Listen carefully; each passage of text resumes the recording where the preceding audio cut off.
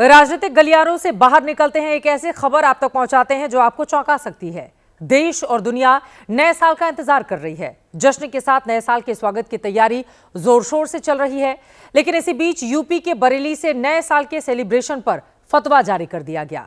मौलाना की तहरीर पर मुस्लिम स्कॉलर भी अब समर्थन में आ खड़े हुए हैं।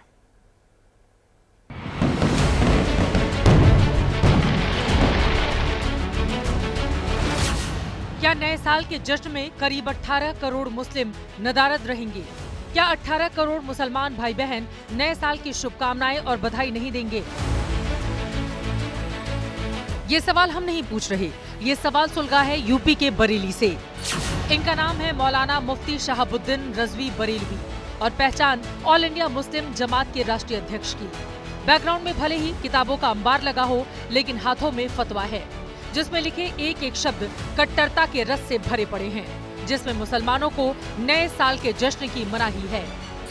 नए साल का जश्न मनाना ईसाइयों का मजहबी शियार है और किसी भी गैर मजहब का मजहबी शियार को अपनाना मुसलमानों के लिए सख्त नाजायज है। तो फतवे में ये साफ साफ कहा गया है और मुसलमानों को खासतौर पर नौजवान लड़के और लड़कियां हैं, उनको हिदायत दी गई है कि नए साल का जश्न न मनाएं। मौलाना ने मजहबी तालीम बरेली से दी तो असर अलीगढ़ से लेकर मुंबई तक दिखाई देने लगा। अलीगढ़ मुस्लिम यूनिवर्सिटी के प्रोफेसर और मुस्लिम सियासतदान मौलाना की तकरीरों के वकालत में जुट गए। इस्लाम में जो एक नया ट्रेंड चल गया है मौजूदा ज़माने में नए साल को सेलिब्रेट करने का, इसका इस्लाम से कोई लेना देना नहीं है। कोई किसी चीज़ का सेलिब्रेशन तो तब होता है जब वो कोई बहुत बड़ी कामयाबी हो। नया साल मनाने का मतलब है कि आप सड़क पे उतरें और ढोल बजाएं आप जाके, और वहाँ शराब पिए जाकर लड़की लड़के एक साथ नाचें वहाँ पर। तो ये चीज़ें नाजायज़ है इस्लाम में, इसलिए उन्होंने कहा इस बातों को। मौलाना के फतवे के खिलाफ हिंदू साधु संतों ने भी आपत्ति जताई। संतों ने मौलानाओं को प्रगतिशील बनने की नसीहत दी। जिसकी जो श्रद्धा है वो कर सकता है, ना तो अपना किसी से विरोध है ना उसको वहाँ है। नए साल पर फतवे का यही विवाद धर्म गुरुओं से निकलकर सरकार की चौखट तक जा पहुंचा। सरकार भी इशारे इशारे में कह रही है कि मौलाना फतवा जारी करने से बाज आए। ये देश सबका देश है, सारे देश है, और इसमें कोई भी किसी देश को किसी भी धर्म को माने, किसी को रोक नहीं है। हमारा संविधान धर्मनिरपेक्ष संविधान है, लेकिन इस देश के प्रति वफादारी का भाव रखे, इस देश को अपना देश माने, भारत माता को भारत माता माने। फिल्मों के बैकआउट से लेकर एक मुश्त वोट करने के लिए फतवे काफी प्रचलित रहे, लेकिन इस बार फतवे ने नए साल पर एंट्री मारकर नया बवाल खड़ा कर दिया है। जनहित में कुछ और महत्वपूर्ण खबरें आप तक पहुंचाते हैं। पूर्व प्रधानमंत्री डॉक्टर मनमोहन सिंह के सम्मान को लेकर बीजेपी और कांग्रेस में संग्राम छिड़ा हुआ है।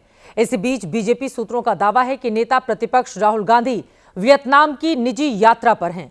इन दावों के जरिए बीजेपी राहुल गांधी को घेर रही है, तो कांग्रेस की ओर से भी पलटवार किया जा रहा है।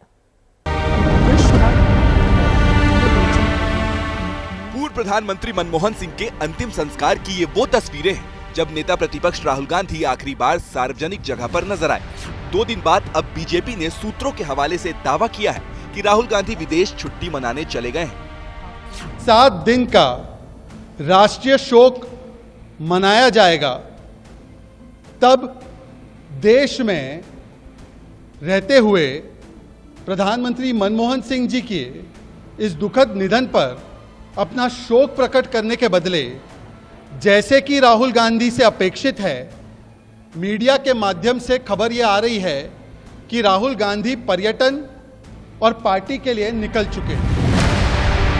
डॉक्टर मनमोहन सिंह की समाधि को लेकर कांग्रेस केंद्र सरकार पर बदले की राजनीति का आरोप लगाती रही है। अब राहुल के विदेश जाने की खबर से बीजेपी लीड लेने की तैयारी में है। हालांकि कांग्रेस का पलटवार जारी है। जिसने देश के लिए बाहरी कंट्रियों के प्रेसिडेंट इसके रास्ते में खड़े रहते थे, उसको तो 2 गज जमीन नहीं दी। दिल्ली में 2 गज ही जमीन चाहिए थी ना, वो नहीं दी। संस्कार कहाँ किया? ये बीजेपी वालों के माथे पर कलंक लगेगा। उन्होंने सिखों की पगड़ी को नीचे किया है। राहुल गांधी के विदेश जाने की पुष्टि भी कांग्रेस की तरफ से इशारों इशारों में हो गई। इसी मुद्दे पर बीजेपी आईटी सेल के प्रमुख अमित मालवीय को जवाब देते हुए कांग्रेस सांसद मणिकम टैगोर ने लिखा, अगर श्रीमान गांधी निजी यात्रा पर है तो आपको परेशानी क्यों हो रही है? अगले साल ठीक हो जाओ। समाधि और राहुल ही नहीं, पूर्व पीएम मनमोहन सिंह की अस्थि विसर्जन में कांग्रेस नेताओं की गैर मौजूदगी पर भी बीजेपी ने सवाल उठाए थे। हालांकि कांग्रेस ने बयान जारी कर सफाई दी है कि परिवार की निष्ठा को ध्यान में रखकर पार्टी के नेता शामिल नहीं हुए। 7 दिनों का राष्ट्रीय शोक है। नेता विपक्ष राहुल गांधी और वो निजी यात्रा पर विदेश के लिए जा चुके हैं, इस तरह का दावा किया जा रहा है बीजेपी की ओर से। बीजेपी राहुल गांधी की यात्रा के जरिए कांग्रेस पर मनमोहन सिंह के अपमान का आरोप लगा रही है, लेकिन गुजरात में बीजेपी खुद पूर्व पीएम के अपमान के आरोपों में घिरी हुई है। दरअसल 26 नवंबर को मनमोहन सिंह के निधन की खबर से बेखबर अहमदाबाद में बीजेपी के नए पदाधिकारी जिम्मेदारी मिलने का जश्न मना रहे थे, जिस पर कांग्रेस पार्टी ने सवाल खड़े कर दिए हैं।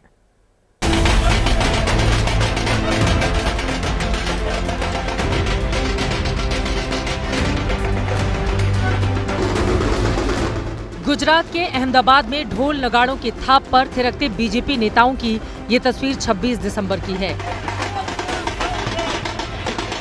उस दिन अहमदाबाद बीजेपी ने स्थानीय नेताओं को संगठन में नई जिम्मेदारियां सौंपी थी।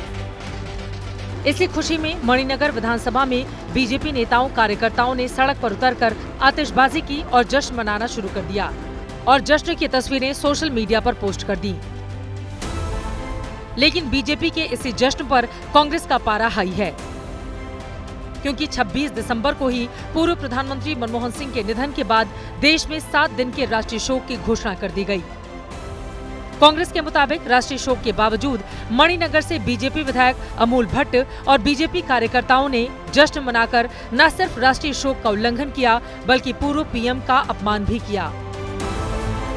लोगों के सामने ये प्रदर्शन किया कि हमारे लिए मनमोहन सिंह जी जो है उनका शोक कोई महत्व का नहीं है, हमारे लिए भारतीय जनता पार्टी का संगठन जो है वो महत्व की बात है। मुझे लगता है ये बहुत दुखद बात है। कांग्रेस का आरोप है कि किरकिरी होने पर बीजेपी नेताओं ने सोशल मीडिया से जश्न की तस्वीरें डिलीट कर दी। हालांकि बीजेपी विधायक अमोल भट्ट ने तस्वीरें खिंचवाने की बात मानते हुए खेद प्रकट किया है। ये शोक की वजह से कोई भी प्रकार का सेलिब्रेशन करना ठीक नहीं है। किसी के सम्मान को या तो किसी के ठेस पहुंची है तो मैं उस कार्यकर्ता और मेरी ओर से दिलगिरी व्यक्त करता हूं। बीजेपी विधायक की सफाई के बावजूद कांग्रेस ने मांग की है कि जश्न मनाने वाले बीजेपी नेता और कार्यकर्ताओं पर कानूनी कार्रवाई हो, क्योंकि कार्यक्रम आयोजित करने के लिए अहमदाबाद प्रशासन से मंजूरी भी नहीं ली गई थी।